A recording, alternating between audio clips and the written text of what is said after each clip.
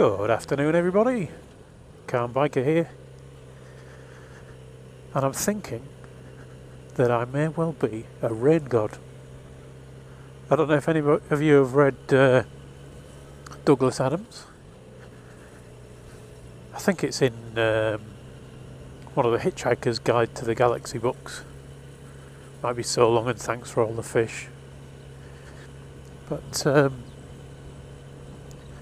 there's a rain god in that, and he drives a truck. I think it's an articulated lorry he drives, and he complains to everyone he meets that it's always raining.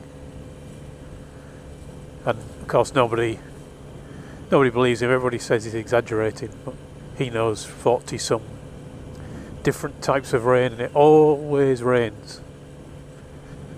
And it turns out that he doesn't know, but he's a rain god, and the clouds are attracted to him and want to rain on him at all possible occasions. And I think, sad to think, I might be one of them,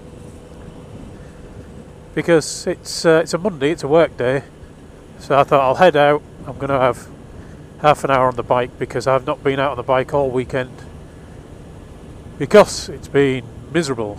I mean, I don't mind going out in a bit of rain. I prefer when it's dry, it's much more fun, but I don't mind a bit of rain. But the rain we've had this weekend has been of the quite impressive kind. This is a slip road, therefore slip.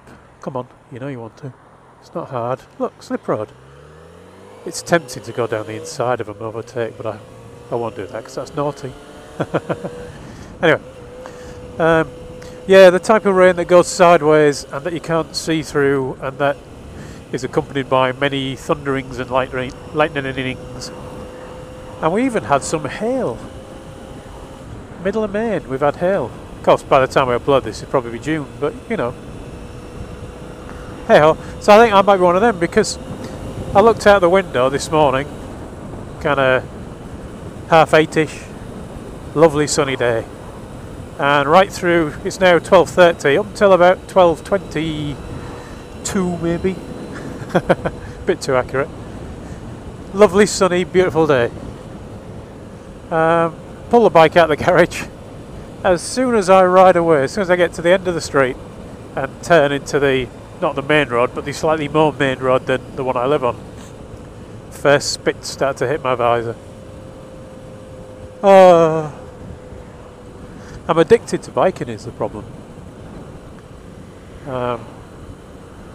Everybody said to me when I first went out and did my CBT, and I came back with a big grin on my face saying this is brilliant. So CBT was the first time I'd ever been on a bike, which shows you it might be a little bit too easy to pass your CBT, because if some numpty like me can go there for an hour and come away with the ability to go and buy a bike and slap L plates on it, I don't know, a bit too easy. But anyway, it gets people on bikes, and that's a good thing. But yeah, from that moment people were saying, oh, you'll get bored of it, because I get bored of everything else. And then I booked in a lesson, did that, still loved it, booked in some more lessons, did my direct access, bought a bike, and everyone said, yeah, you'll get bored of it. And I'm still, no, granted it's only kind of 7 months later or so. Oh, no, 8 months later. 7.5 months later. But since I got the bike, I've been on the bike more days than I haven't, by a substantial portion.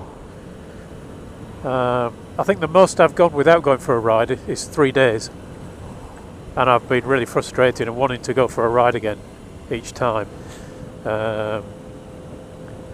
It's been just such terrible weather or icy or whatever, and I'm not wanting to risk it. But there have been a lot of times where I've gone out every day for weeks on end.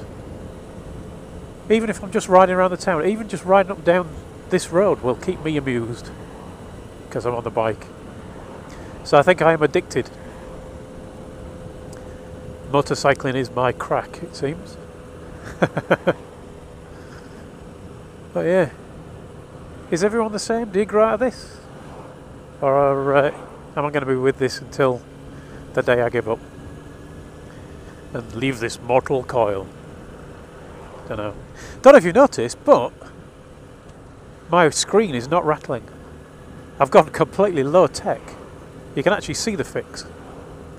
I started out by putting little rubber washers in and tightening the nuts up a bit more, and that seemed to work for about 5 minutes. Well, probably a day. Then it started rattling again. Then I added a lot of rubber to it, and that again fixed it for a couple of days. Then I went out and bought the that insulation stuff you put around your door and put that on it, and that actually worked for quite a while, a good week or so. It was almost rattle free. There was a little bit of a vibration on it, but I think that wasn't the screen so much as, I don't know what you'd call it, the little bit behind the screen, where the screen attaches. I suppose a bit of fairing, or I don't know. If it was a car, it would be the dashboard bit where you put your non-stick mat if you want to stick something on your dashboard that will hit you in the face in an accident. That place. I don't know what it's called, but there behind the screen. Anyway, so that worked for a while. So a little tiny rattle, but not actually too bad. So I lived with it. But it gradually got worse and worse, and then I tightened the screws up a bit more, and it worked for a while. And then it got worse and worse. And I tightened the screws up a bit more because I was assuming they're coming loose, and I put a little tiny crack in my screen, and I got annoyed with myself. So I decided another solution was necessary. Don't nod then, you miserable sod. I thought another solution was necessary. So I've gone completely low tech. Yeah, well, I was on a ride out with Wyvern Biker and Danny G 1980. It was Flysville, and our visors were getting to the point where you could barely see for all the splatters. And I didn't have a rag with me, so I thought, well, I'll get myself a little flannel or something for wiping my visor down with. And where do I put it? Well, I could stick it under the seat, but that's full of locks and stuff. Now, the only other place really is there, between the screen and that other bit that would be a dashboard if it's in a car, but I don't know what it's called. So I thought I'll stick it in there, and then I realised if I touched there, before I had the flannel-y thing down there, if I touched there, the rattle stopped. If I touched there, the rattle stopped. So I thought if I fold up this flannel and jam it down there, not so tight that it won't come out or that it'll break anything, but just enough as if I was touching it, maybe that will help. And, well, you can probably hear for yourself, it appears to have fixed the rattle. And I'm hoping this one's going to stay fixed. So, my little flannel, dual purpose, anti-rattle flannel and anti-nasty big splats of flies, bees and wasps on the visor flannel. Sorted! Respect due, as Stufer would say. And if you don't know who Stufer is, well, you're either not from Britain or you haven't lived. Anyway, that's enough random waffle. Thanks for watching, everyone. Ride safe, and I'll talk to you all again soon.